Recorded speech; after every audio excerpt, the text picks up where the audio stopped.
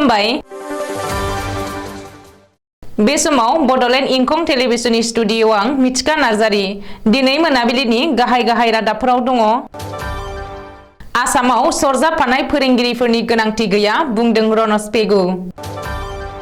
20 डिसेम्बरनिफ्राय आसाम आयेन आफादनि गोजां बोथोरनि जथुम।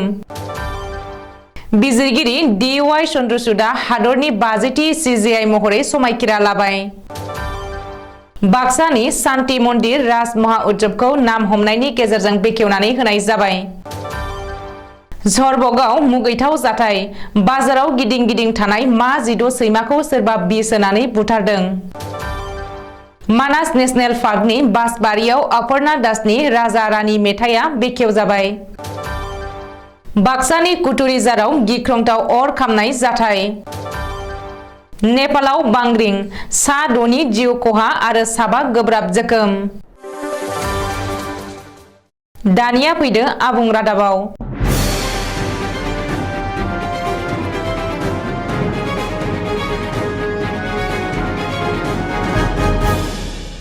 आसामाव आरो सरजाबफानाय फोरोंगिरिफोरनि गोनांथि गैया। आसामनि सोलोंथाइ मन्त्रि डक्टर रनज पेगुआ दिनै बे बाथ्राखौ बुंदों। सोलोंथाइ मन्त्रिया सर्व शिक्षा अभियान मिशननि मोनसे खौरांगिरि मेलाव बुंबावदों दि आसामाव गासै 49 लाख फरायसुला फरायसुलिफोरनि थाखाय 2,21,047 सा फोरोंगिरिफोर दङ। मख'नो गोनां दि सानसे सिगाङावसो आसाम सरकारा रायजोनि 8,000 फोरोंगिरि मासिखौ दानना होनो थांखि लादोंमोन। बे समावनो रायजोआव सरजाबफानाय फोरोंगिरिफोरनि गोनांथि गैया होननानै सोलोंथाइ मन्त्रिया फोसावनाया बांसिनै सोमोनांहोदों। बबेखानि रायजो सरकारा 8,000 फोरोंगिरि मासिखौ दाननो थांखि लानायनि बागै खौरांगिरिनि सोंथियाव सोलोंथाइ मन्त्रिया फोरमायथिनाय बायदिब्ला दानजानो गोनां 8,000 फोरोंगिरि मासिफोराबो बे सरजाबफानाय मासिफोरनिनो बाहागो। नाथाय थिखायारि फोरोंगिरिफोरनि साख्रिखौ रेगुलार खालामगोन। रांखान्थियारि थासारिखौ सामलायनो थाखायसो बै मासिफोरखौ दाननाय जादों होननानैबो सोलोंथाइ मन्त्रि रनज पेगुआ फोरमायदों।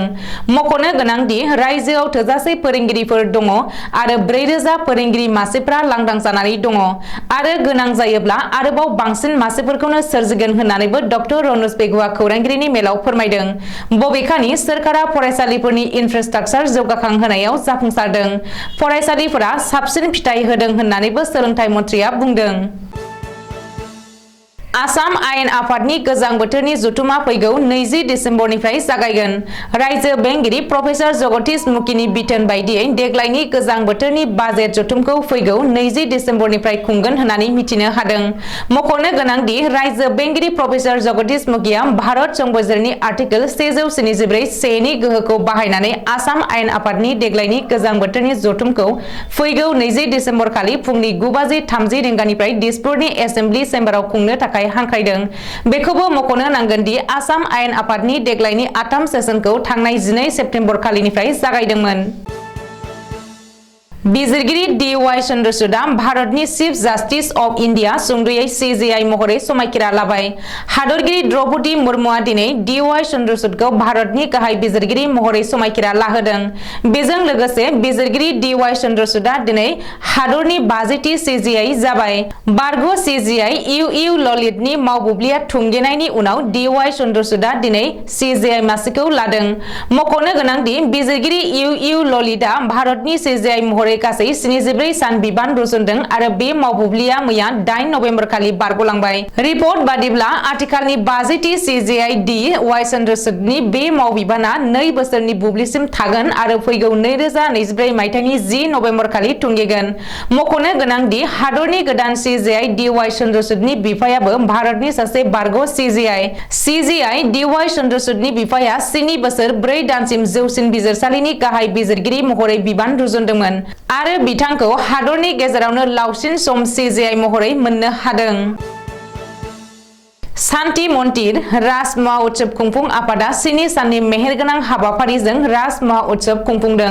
दिनैनि हाबाफारि बायदियै बिफां फुलि गायनाय, फिरफिला बिरहोनाय हाबाफारिजों लोगोसे नाम हमनाय हाबाफारि लायो। बिफां फुलि गायनाय हाबाफारिखौ मावफुंजेनो मानास नेशनेल पार्क बासबारि रेन्जनि रेन्जार बाबुल ब्रह्मआ।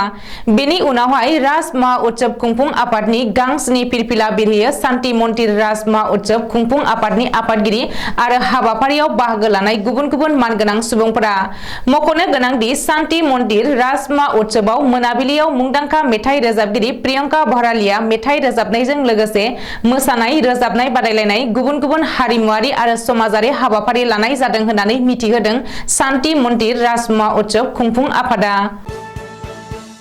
बरपेटा जिल्लानि सरबगनि हाइवे बेदर फानग्रा सकनि बाजाराव बोरमानि बेदर मोजां नङै गारनाय बेदराव बिस होनानै सहराव गिदिंबायनानै थानाय मा 16 सैमाखौ बुथारदों। सरबगनि बेदरनि बाजाराव गारनाय बेदरखौ जानो थाखाय फैदोंमोन माखासे सैमाफोरा। सोरबा बेदराव बिस लागायनानै माखासे सैमानो जाहोनायनि जाहोनाव माखासे सैमाया थैदों होननानै सन्देह खालामदों। रबिबार खालिनि साननि समाव मा 16 सैमाया थैदों। बेबायदि अननाय गैयै अन्थाइ बिखा हिंसा जाथायखौ लानानै गोख्रों रिएक्शन। प्रिथिशा गोस्वामी मुंनि सासे मिथिंगा अनसायग्रा लाइमोन सिख्लाया बे जाथायनि सायाव सरबग थानायाव एजाहार होदों। बाक्सा जिल्लानि मानास नेशनेल पार्कनि साखाथियाव थानाय आइबिआव मोनसे सेलेब्रेशन सेरेमनियाव माखासे आलासिनि नुजाथिनायाव बेखेवनानै होनाय जायो आदिबासी जनजाति एबा हारिनि मेथाइ आरो देंखोजों आबुं बे मेथाइखौ बेखेवनानै होयो सेन्ट्रेल आसामनि फोसावदिं नेहाथारि मानसुख सानकारिकाया। मेथाइखौ बेखेवनानै होखांनायनि उनाव गासै मेथाइ मोजां मोनग्रा सुबुंफोरानो बे मेथाइखौ अनसायगोन होननानै आसा खालामदों मानसुख सानकारिकाया। सिगाङावबो माखासे सुबुंजों अनसायजानाय मुंदांखा मेथाइ दिहुननानै होखांनाय अपर्णा दासआ बे मेथाइखौबो रायजोफोरा अनसायगोन होननानै आसा खालामदों। मख'नो गोनांदि मेथाइनि बेखेवजानाय हाबाफारियाव ND24 नि खौरांगिरि लभ कुमार दासनि मासि लानानै दैदेननायाव हायुङारि मानास हाग्रामानि बासबारि रेन्जनि रेन्जार बाबुल ब्रह्मजों लोगोसे माखासे गोरों गोरा सुबुंफोर आरो खौरांगिरिफोरा बाहागो लादों। बाक्सा जिल्लानि सालबारि महकुमानि बेन्दोंआव थानाय बासबारि आउटपोस्ट पुलिसनि साखाथियाव थानाय कुटुरिजारनि शहीद आलीनि न'आव अर खामनाय जाथाय जादों। न'आव अर खामनायनि जाहोनाव शहीद आलीनि औवानि फिसा न'जों लोगोसे माखासे डकुमेन्टसफोराबो अराव खामनानै सेवहांगार जायो।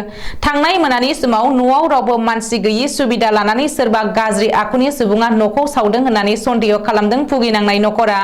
उनाव अर खामनाय जाथाय जानाय जायगायाव नुजाथिहैनानै संदाननाय खामानिखौ जागायो बासबारि आउटपोस्ट पुलिसा।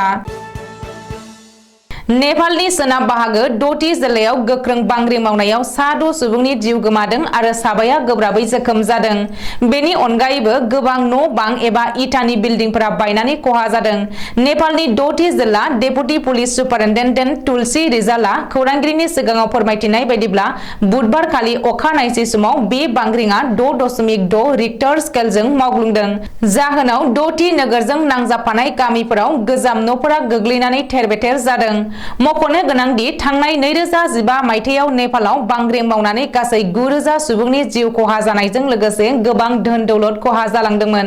नेपालनि रांखान्थियाव $6 बिलियन खहा जानांदोंमोन होननानै सुलुङाव मिथिहोदों। दिनै मोनाबिलिनि रादाबा एसेनोसै। गोजोन्थों।